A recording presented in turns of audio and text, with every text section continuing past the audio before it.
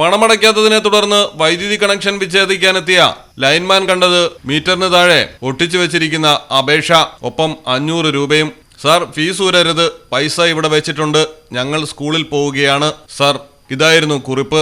സംഭവം Pathanamthitta Kozhencherry electrical section പരിധിയിലാണ്. കുറിപ്പിൽ കണ്ട ഫോൺ നമ്പറിൽ ജീവനക്കാരൻ വിളിച്ചു. തയ്യൽ ജോലിയാണെന്നും 2 പെൺമക്കൾ സ്കൂളിൽ പോകുന്നതിന് മുൻപ് കുറിപ്പും പണവും വെച്ചതാകാമെന്നും ഗൃഹനാഥന്റെ മറുപടി. സാമ്പത്തിക ബുദ്ധിമുട്ട് നേരിടുന്ന കുടുംബമാണ്. മിക്കവാറും മാസങ്ങളിൽ വൈദ്യുതി വിച്ഛേദിക്കുന്ന വീടാണിതെന്നും കോഴഞ്ചേരി സെക്ഷനിലെ ലൈൻമാൻ ബിനീഷ് പറയുന്നു.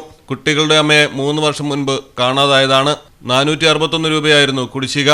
തികച്ചും ദരിദ്രമായ സാഹചര്യത്തിൽ കതകിന് പകരം തുണി കിട്ടിയ അടച്ചുറപ്പില്ലാത്ത വീട്ടിലാണ് 2 പെൺകുട്ടികളും പിതാവും കഴിയുന്നത്. ആഹാരത്തിന് പോലും ബുദ്ധിമുട്ടിയാണ് പല ദിവസങ്ങളും കഴിഞ്ഞു പോകുന്നു എന്നതാണ് നിലവിലെ അവസ്ഥ. മലയാളം ടെലിവിഷൻ, പത്തനംതിട്ട. ഡയമണ്ട് ആഭരണങ്ങളെയും പ്ലാറ്റിനം ആഭരണങ്ങളെയും സ്നേഹിക്കുന്നവർക്ക് മിത്ര ഡയമണ്ട്സ് നൽകുന്നു. ഡയമണ്ട് ആഭരണങ്ങൾ ഇനി മുതൽ വാങ്ങുന്ന വിലയിൽ വിൽക്കുവാനുള്ള സൗകര്യം. മിത്ര ഡയമണ്ട്സ്, താഴെപ്പാലം, തിരൂർ.